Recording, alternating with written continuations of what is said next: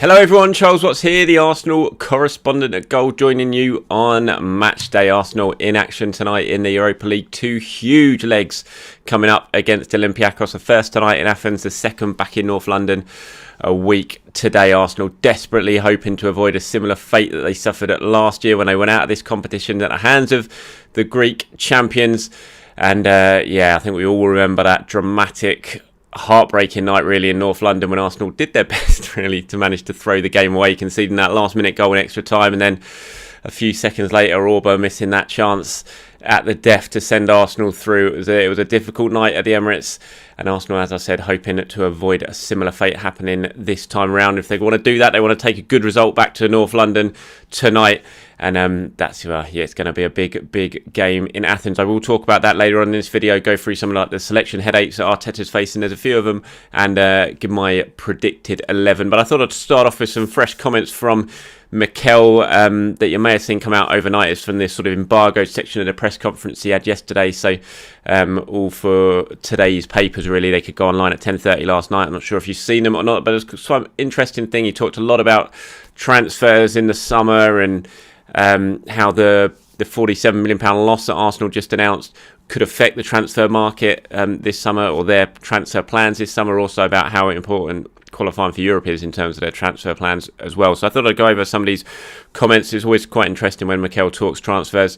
He was asked a question, £47 million loss, as we've seen in the club accounts that were released earlier on this week. And obviously remember, these accounts only counter for the year end in May 2020, so it doesn't even really count the entire season that was being wiped out by COVID in terms of behind closed doors matches and lack of match day revenue, that sort of thing. And he was like, how much is it going to affect your transfer plan? I said, well, we don't know yet because there's still so many things to do. We have people on loan, people finishing contracts. There is a lot going on over the last two transfer windows. The amount of things we've done was probably unprecedented, and it will be again this summer. So hinting there at massive changes again this summer in terms of incomings and outgoings. So we're trying to put a plan together to see with the resources we have how much we want to improve, how we're going to do it, and at what cost.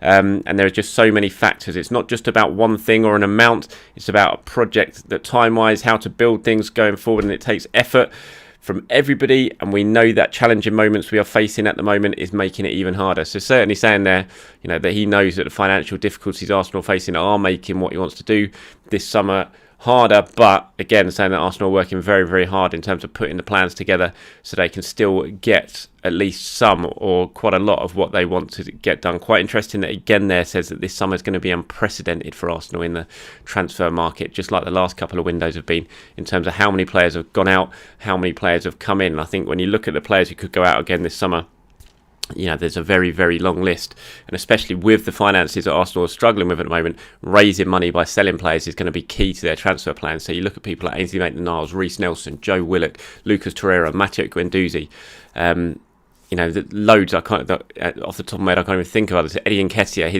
his situation is going to have to be sorted. Hector Bellerin, Alexander Lacazette. So many things that need to be resolved for Arsenal this summer. Just some of those players I mentioned there have only got a year left, like Lacazette. Obviously, Bellerin's got 2 years left. Eddie's got a year left. There's lots that Arsenal need to try and sort out and work out what to do with. I think you're certainly looking at some of the players who are out on loan, like I've mentioned there, Guendouzi, Torreira, Willock, Maitland-Niles, and even Nelson, who should have gone out on loan but didn't. They're all players who are certainly Arsenal you'd think are going to look to move on if the right offer comes in and brings some money in, which they can then spend on improving the areas that they want to. Right back, potentially shaking things up if Bellerin does move on, which many people expect might happen. The striker situation, are Arsenal going to bring in a new striker given Lacazette has only got a year left, given Eddie's only got a year left? You would expect so. So it's all going to come. It's all going to also adds up to a very busy summer, as Mikel says there. He also talked about how important European qualification is in terms of the amount of money Arsenal have to spend. And he says it's another big important factor because that gives us the opportunity again to keep our club involved in Europe, in the Europa League or the Champions League. We know the aim is always to be involved in the Champions League. At the moment, that's looking difficult in terms of the Premier League qualification. And obviously the financial package that is attached to that for the club is really important.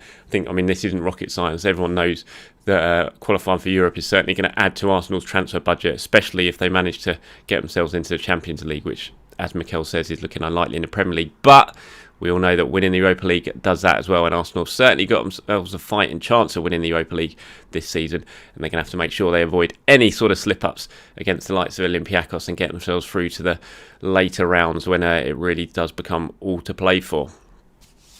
Some other interesting comments from Mikel I thought was about, he talked about his Arsenal project, and I know a lot of people hate the word project and trust the process, which seems to have become a bit of a buzz term for Arsenal and Arteta at the moment.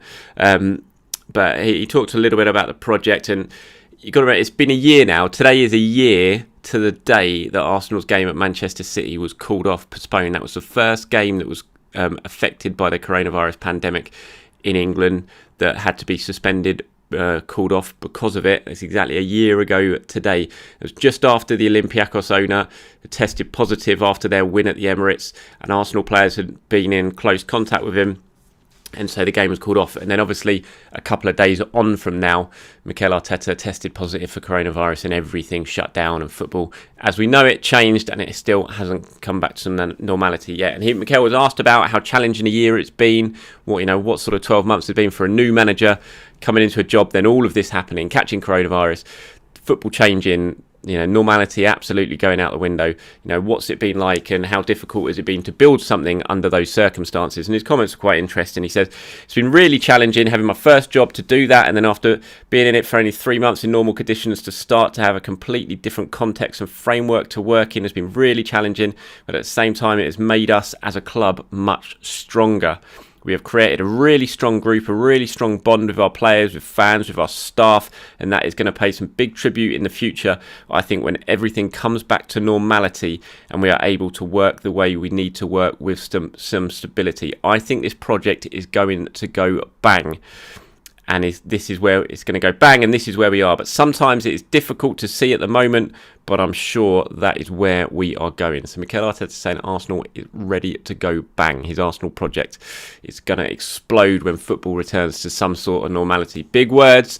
I'm sure an awful lot of you probably won't believe them, because I know there's plenty of you out there who don't think Arteta is making any progress, and that is perfectly fine. Everyone is entitled to their own opinion. Obviously, I'm of the opinion that Arsenal are making a lot of progress under Arteta, or making some progress under Arteta, and we've seen that pretty dramatically since Christmas. And again, I think all the numbers, the data, the stats suggest that is the case. Still not saying they're anywhere near where they should be, because they're not, clearly. League table tells its own story. 10th is not acceptable. It's not good enough, but I do see signs that Arsenal are getting better. And I've long been of the opinion that when this season gets out of the way and we can settle down, have a sort of pre-season this summer, and then go again next season, that we're going to really start to see the fruits of the hard work that Arteta and his coaching staff are doing at Arsenal paying off. I still think we need another transfer window, another couple of transfer windows properly, before we really see Arteta's team. But I'm pretty convinced that Arsenal are heading in a positive direction under Mikel Arteta, even though at the moment the league table, obviously doesn't suggest that. And still big words from Arteta though. Arsenal ready to go bang. Let me know if you agree with that or not. Do you believe Arsenal are in good shape? Do you think they are heading in the right direction? Or do you think Mikel Arteta's setting himself up for a little bit of a fall with comments like that? Again, let me know in the comments below. Always interested to read your opinions. Right, let's turn our attention to tonight's game, shall we? Olympiacos versus Arsenal, part 2. Auba. What a game he had last time in that second leg in North London. It looked like he'd sent Arsenal through with that fantastic bicycle kick. Mad celebrations in extra time when that goal went in. All the subs were on him. Emirates crowd going mental. And then Olympiacos go and score that goal. And then the ball drops to Auba, 6 yards out, middle of the goal. Has to be the goal to send Arsenal through, and he puts it wide. I'm not sure we'll ever forget the look on Auba's face, the stunned silence around the ground. I can still remember that noise of the realisation that he'd missed. Just mad times. And so he's going to certainly want to put things right against them over these 2 legs, considering what happened last time. And he's going into it on the back of 8 goals in 9 games for him. Auba's form, after what was a real struggle during the first half of the season, mainly because he wasn't getting any chances and Arsenal were playing such dreadful football. And now, since Christmas, since the upturn in form, since they're creating a lot more chances, it's no surprise to me that Auba's scoring goals. He hadn't lost it. It's not like he suddenly became a bad player. It was just the fact he wasn't getting any service, or was getting extremely limited service. Now he is getting service and he's scoring goals, 8 of them in his last 9 games. Mikel was speaking about him. He said obviously his stats are much better stats, and stats that are related to who he is and what he needs to bring to the team, but still he could have scored many more, and he can do better in other aspects, as he needs to keep having that mentality and have that mentality we need as players, performing at the maximum, and the team will be much better placed, because at the end things are decided in both boxes, and what we can produce in the opponent's box, he has an incredible impact for our team. And so interesting words, I thought, from Arteta, saying yes, he is back scoring goals, but he can still certainly improve in not just in scoring, but in terms of all aspects of the game. And I think we probably all understand that he's talking about hold-up play and linking play, because that's not always Auba's strong point, is it? I think whenever you have Lacazette in the team, you certainly get that more of a link-up man and someone who can hold the ball up with his back to goal and bring others into play. You don't really get that when Auba's in the team, and maybe that's what Mikel's getting at there. I was then asked, is it big players? This is a sort of night when you need Auba to turn up. And he said, in these moments, you need to have big players performing and making a difference, because at the end, it will define where we finish in the season and in games. And it looks like at this moment, he is firing and happy physically. He's in a good moment and full of confidence. So it's a good moment for him and for the team. So fingers crossed we get Auba firing on all cylinders tonight, and he can get the goals that Arsenal need to come back to North London with a pretty commanding advantage in the first leg. Right, let's go over some of the big selection issues for Mikel today, because I think there's a few of them, and I want to start on one big one, which is going to be an interesting one to see: Pepe or Willian. Obviously, Willian got the nod against Burnley again after his 2 assists against Leicester, and he contributed against Burnley. He got the assist for Aubameyang's goal early on. Didn't think he was as good as he was against Leicester. Certainly wasn't as good as he was against Leicester, but I still thought he had a decent game. Pepe had to wait and come on as a substitute, and he did certainly make an impact when he came on as a sub. Not always for the best of reasons. He missed that really, really good chance when he miskicked from Tierney's cutback. Should have scored. He probably should have. Well, he should have scored the other one, which ended up hitting the bar as well, although it was on his right foot, so you give him a bit of leeway for that one. But he was always involved, Pepe. Although he missed those chances, he was in the game. He had the incident that nearly forced the handball. He certainly made a difference and made an impact on the match, even if he should have probably scored at least one goal that game. So it's a big decision, I think, to make for Mikel tonight. Do you go with Pepe on the left, or do you go with Willian? I think we all know it's probably going to be Saka on the right, Odegaard at number 10, and Aubameyang as a central striker. So who do you play in that final position in the front four? Is it Pepe or is it Willian? Let me know what you think. Personally, I would play Pepe in this one. Willian started a couple now. We've got Tottenham game at the weekend. I think this is, although it's North London derby, which is massive, I still think these 2 games are bigger for Arsenal. The first leg and the second leg are bigger than the North London derby in terms of what it means for their season and potentially what it means for their summer. And so I'd be playing Pepe tonight. Maybe you can start Willian on Sunday against Spurs. I just think Pepe is going to give you a little bit more in this game. He's going to offer a little bit more on the counter-attack, on the break. And Olympiacos wouldn't really want to come up against him because he does make things happen. So let me know what you think about that one, Willian or Pepe. That's one of the big selection issues for Mikel. I think the other one, certainly at right back, we've seen Bellerin has been given a couple of games off now. Obviously, Cedric started against Leicester. Callum Chambers started against Burnley. So who plays at right back tonight? I know many of you believe that Bellerin is not the best option for Arsenal in that position anymore. I certainly wouldn't be disappointed if Cedric gets the nod at right back, having been rested at the weekend. I think Cedric brings an awful lot down that side in an attacking sense. He really linked up well with Pepe when Pepe played on there. I don't think Pepe will be in that position this time around, though, because I think if he does play, he'll be on the left and Saka will be back on the right. But I still think, again, Cedric could link up pretty well with Saka.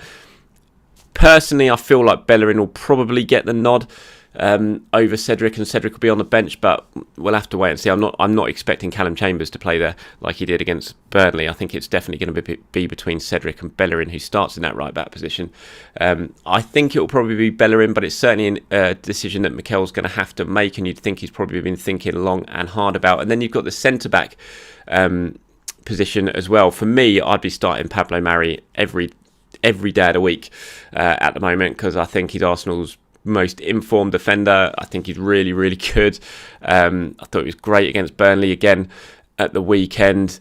I know everyone likes Gabriel. Everyone was really excited by the start Gabriel made to his Arsenal career, but I'm not sure he's in the best of places right now when it comes to confidence-wise and game time. So I'd be going with Luiz and Pablo Mari tonight. I have to say it's certainly a decision that Arteta will be thinking about again. I think it was Gabriel who got the nod against Benfica in the last round, so it could well be Luiz and Gabriel, an all Brazilian centre-back partnership, but for me, I'd go with Pablo Mari, so that's going to be an interesting one to go with as well when Mikel names his starting 11 a little bit later. I think those are probably the three main areas. The rest of the team kind of picks itself for me, but that's that last centre-back position, the right-back position, and who plays on the left wing. I think those are the real three big selection issues that Mikel will be thinking about, or will have been thinking about all week ahead of this big game for Arsenal.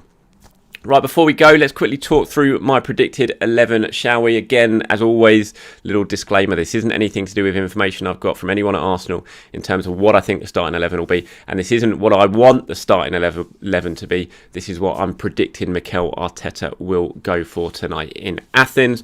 Goalkeeper, but Leno, we know that. I'm going to say I think the back four he goes with is going to be Bellerin, Luiz, Mari and Tierney. The central midfield will be Xhaka and Thomas Partey. And then I'm thinking the front four will be Saka on the right, Odegaard number 10, Pepe on the left and Aubameyang as the... Oh, sorry, did I say Pepe? Sorry, Willian. I mean, I got a feeling he might end up going for Willian. Like I said, I'd go for Pepe, but I think he'll probably go for Willian. And then Auba up front. So I'll run through that again for you. My predicted 11 of what I think Mikel will go for. Leno, Bellerin, Luiz, Mari, Tierney, Xhaka, Partey, Saka, Odegaard, Willian, Aubameyang.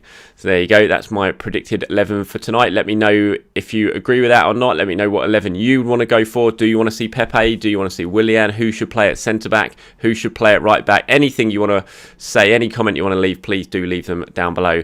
And when I try and go through them at some point today, I'll try and get back to as many of you as I possibly can.